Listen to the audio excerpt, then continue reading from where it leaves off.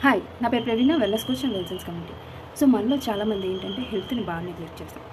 ఎప్పుడు హెల్త్ గురించి మనకు అర్థమవుతుంది, ఎప్పుడైతే సీరియస్ లెవెల్కి వెళ్ళిపోతుందో అప్పుడు మనం డాక్టర్ దగ్గర పరిగెట్టాం.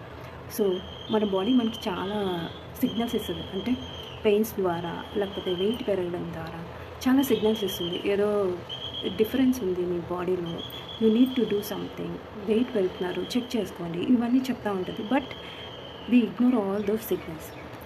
ఎప్పుడైతే మనకి సీరియస్ ఇష్యూ వస్తుందో, స్టమక్ పెయిన్, లేకపోతే కిడ్నీలో స్టోన్స్ రావడం, గాల్ బ్లాడర్ ఇష్యూ, ఇలాంటివి వచ్చిన తర్వాత మనం హాస్పిటల్స్కి వెళ్తాం. సో ఇవన్నీ రాకుండా ఉండడానికి మనం ఏం చేస్తున్నాం? Nothing. So first of all మనం హెల్తీగా ఉండడానికి ఏమీ చేయట్లేదు.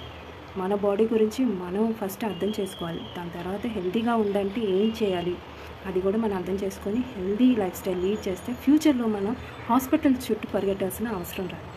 So if you are really concern about your health, ముందు మీ బాడీ చెకప్ చేయించుకోండి. తర్వాత ఎవ్రీ 5 ఇయర్స్కి బాడీ చెకప్ చేయించుకొని హెల్త్ అనాలిసిస్ చేసుకోండి. ఓకేనా?